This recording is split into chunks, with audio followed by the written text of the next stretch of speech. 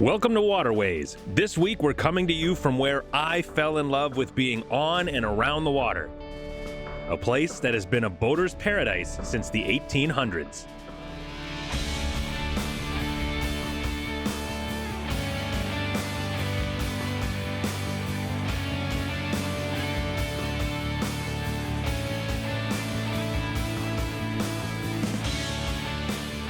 Boating in Muskoka has a very long history, and it started on things like this.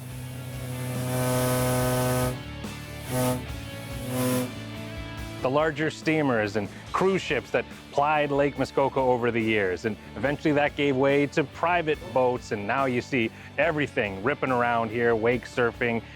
Anything you can mention, you'll probably find it on the lakes around Muskoka. But those old steamers are still going, at least one of them. The Seguin is an original from the mid-1800s, but it doesn't start sailing for another week or so, and I wanted to get out on the water right away. This one that we're on right now is the Winona II. It was built in 2002, but a replica, made to look like it, and I'm told I might be able to meet the captain, and if I can sweet talk him, I'm gonna blow that horn. It's really loud though, I don't know if I'm allowed to.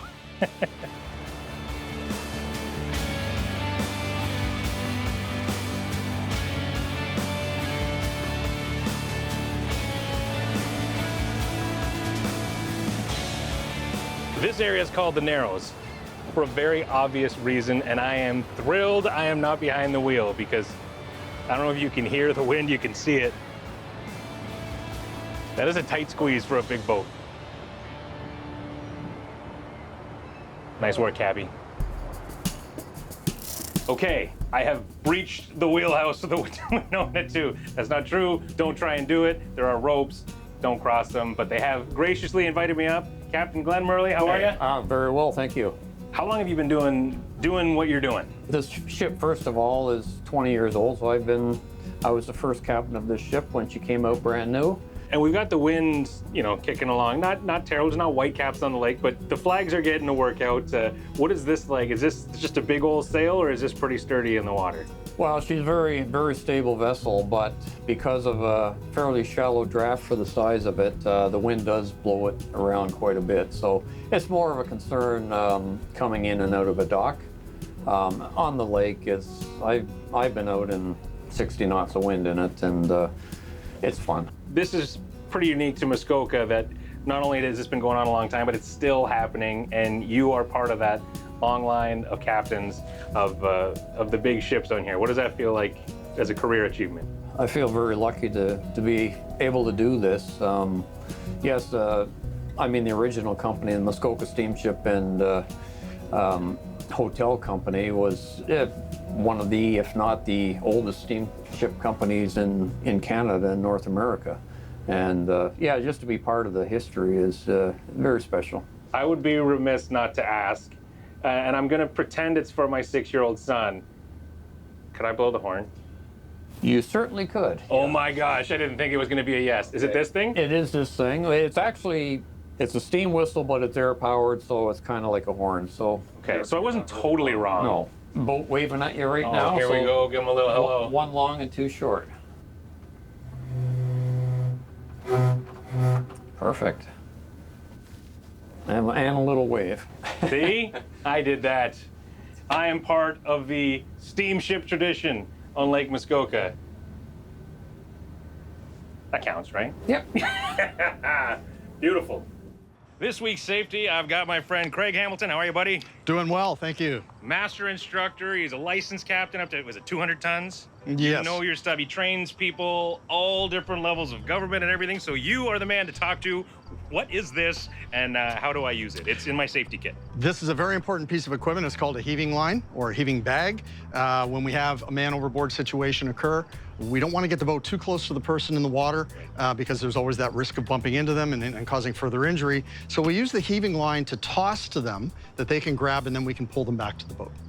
And you're going to see that there is an eye splice been tied into the end, or at least a bowline tied into the end here that you can slip over top of your wrist. And the idea here is to put it over your wrist, and then you throw the bag underhand, and as you throw, it will start to pay out. I recommend you do one practice swing to get a feel for the weight. Okay. And then when you throw, go for distance, but be careful not to throw up. You want to be able to throw out. All right. And then I hold it and it should unfurl? Yep. Well done. Excellent. Nicely done. So by having the bag being tossed, there's a little bit of weight there, and that'll help to overcome any wind. Okay.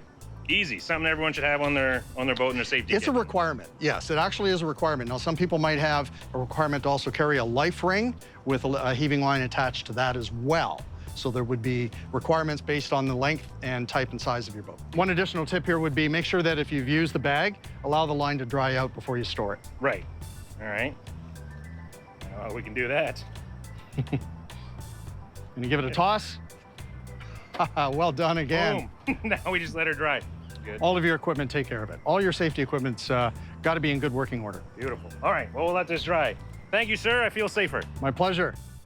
Touring on a boat is one thing, and that's fun if you're a tourist or a visitor, or even if you're local, you want to go out once in a while. But if you want to really get out on the water yourself and enjoy it and experience it, well, you want your own boat.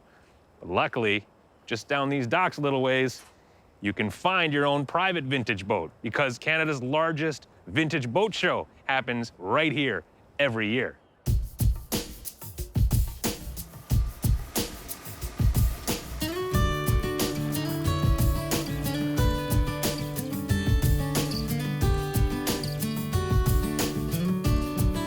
Hi, I'm Mike Ridley, and welcome to Waterways, and we're at the Vintage Boat Show in Gravenhurst, Ontario. That's for you, Steve.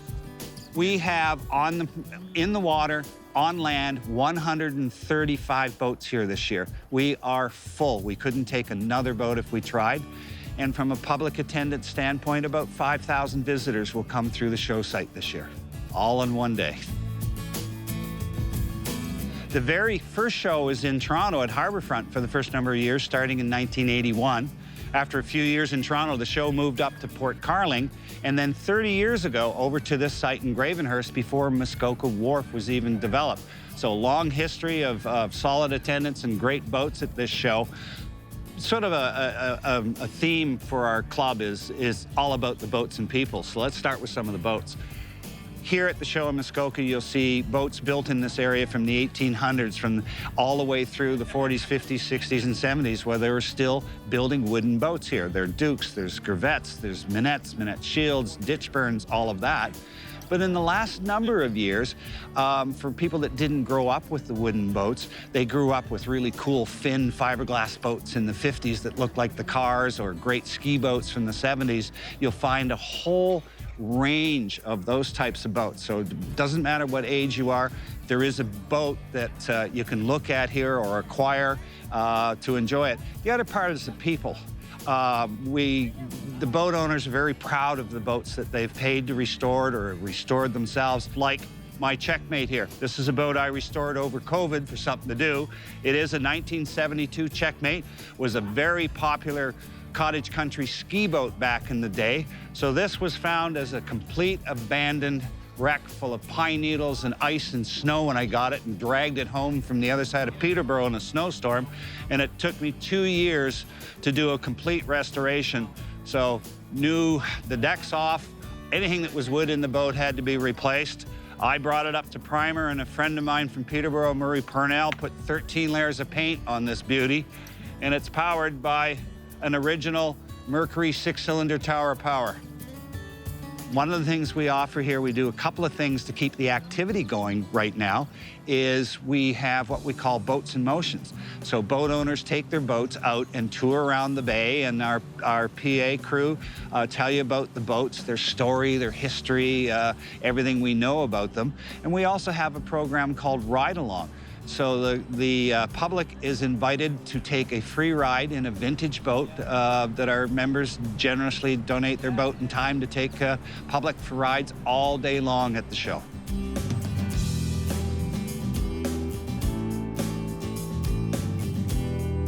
What's really good about the show is because of the generosity of our sponsors, we offer this all-day-long family show with lots of activities for free. There's absolutely no charge to attend the show. We have kids' activities where they can paint wooden boat models, they can carve paddles, there's a pool for them to try their boat models in, all kinds of things going on that you can enjoy. We offer shuttle buses off-site, parking to bring people into the show at no cost to them. So it's a great family day where it's not going to cost you an awful lot of money. Now, there's all kinds of things to do here. Obviously, we have boats from the 1800s right up into the 1990s with classic fiberglass, wood, locally built boats from Muskoka, because this is the home, really, of wooden boat building and historic built boats in Canada. Every year, right, it's the first weekend right after July long weekend, and same date all the time. Next year, it's actually going to be on July the 6th. This is a personal watercraft. Well, actually, this is two of them. These are Yamaha WaveRunners, but PWC is the term for this type of watercraft. And the question I get a lot is, what's the point of these? It's only young people ripping around, being super annoying. They're useless. They don't count as boats.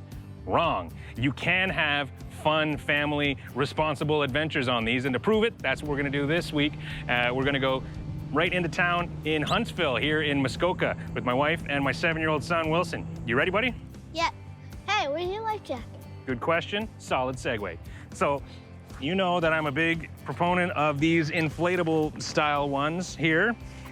And it's like wearing a seatbelt. I'm so used to it. I wear them all the time. Problem is, these cannot be worn on those. It's illegal. What you need is a foam vest.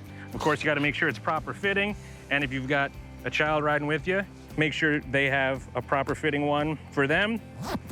And don't forget, even though these are small, fun, and you might think of them more like a toy than a boat, this is a boat. This is a watercraft, so you need all the safety equipment. So you need the bailing bucket, the paddle, all that fun stuff. You can find out based on your province or state what exactly you need. I always like to have more. And don't forget the lines and some fenders. So pitter patter, let's get at her. Which one you want to ride, the blue one or the black one? Blue eye. All right.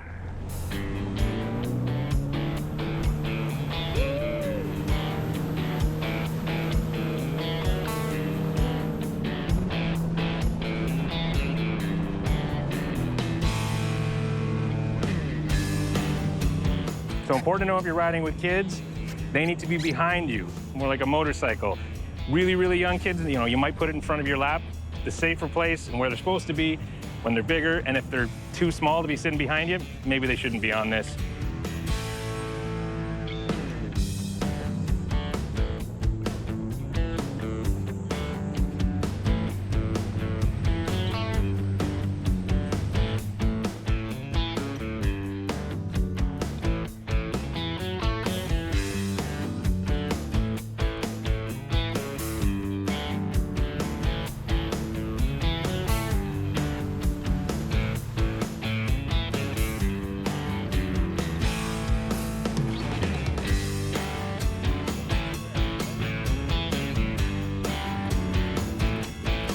That's a big ladder.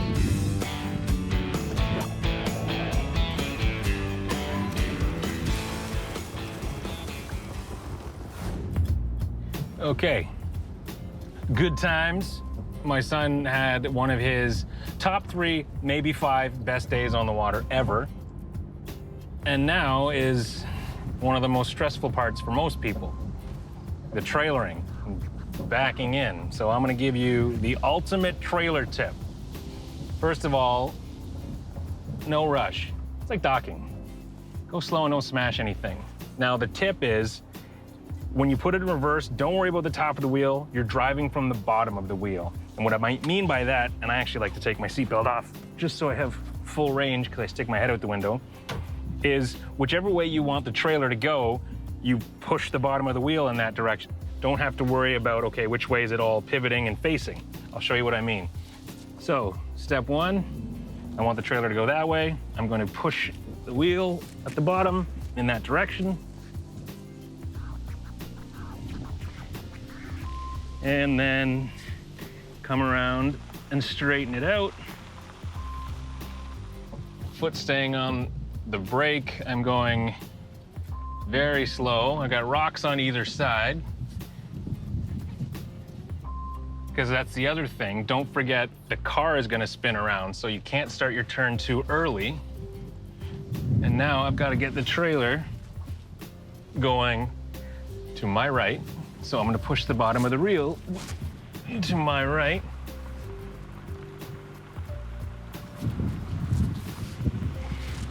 Start the turn. Make sure I don't hit these rocks. Clear up front. It's all about just going slow and anticipating what could happen. If you're close to rocks, get out, look. Now, I'm trying to shimmy this up along the right side. If you're on an angle, pull forward, your trailer will be in behind you, and you can go straight back. Don't overthink it. I want the trailer to go a little bit to the right, push the wheel a little to the right at the bottom, left, right, straight, straight, straight, and scene, parked. Easy as that.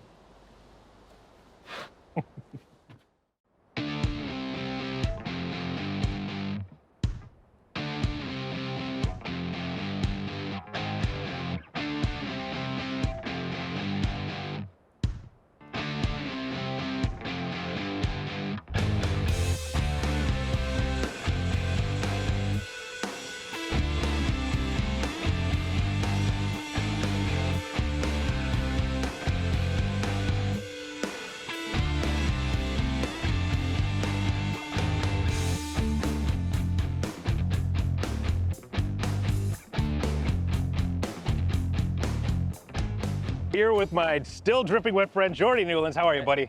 Awesome, man. Thanks for coming out. Oh, heck of a show. Thanks for having us. First one of the season. First one of the season. So how'd it feel? It didn't look like the first one.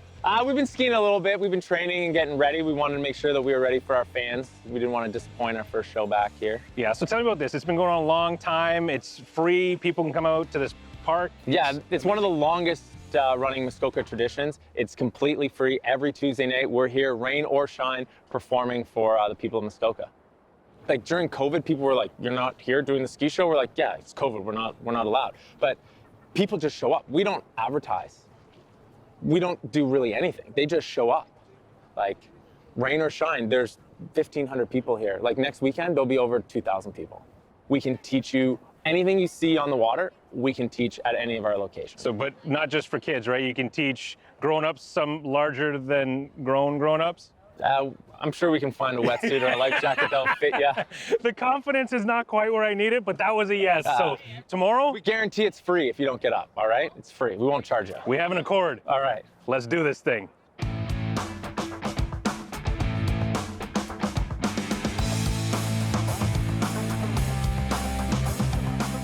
Sun's gone away. It's a little bit colder, hence the sweater. And of course, this is the day that I'm getting in the water. So we saw the water ski show. They said anyone could do it. I'm gonna put that to the test. I'm gonna try wake surfing and flyboarding. I'm not a religious man, but I kind of want you to pray for me on that second one. Oh, here it comes too.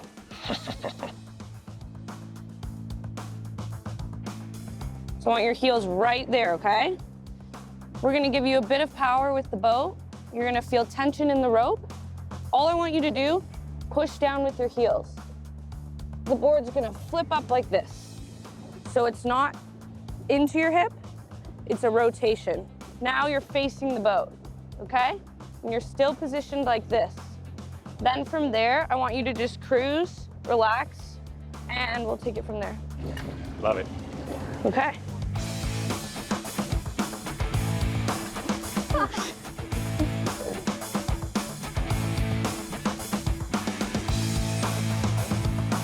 Yeah, front foot. Yeah. Woo!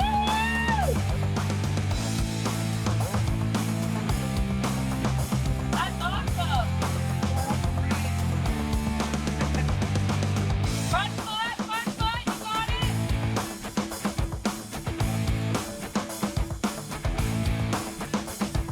Woo!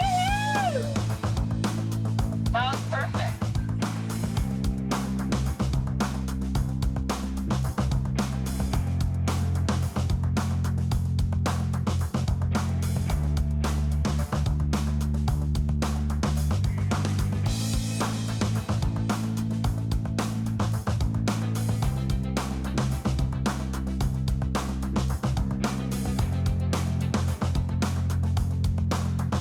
Bow down, Muskoka, for I am a god.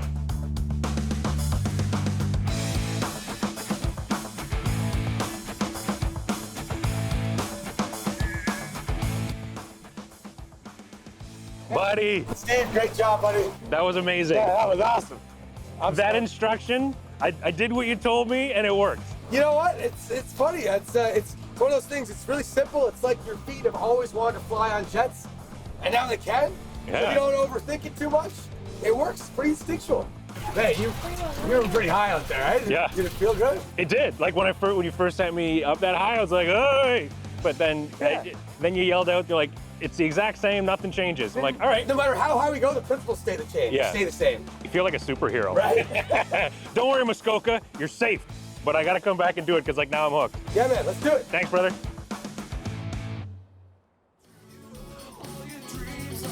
What did I miss? No, I think you hit everything. Okay. Yeah. No, it's good.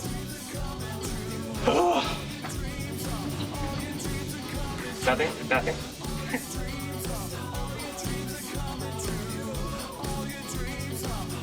I'm rolling. Okay, Slate, just in case you can't spell my name there, Steve. Mike Gridley, M-I-K-E-G-R-I-D-L-E-Y. Try this out. Are we still rolling?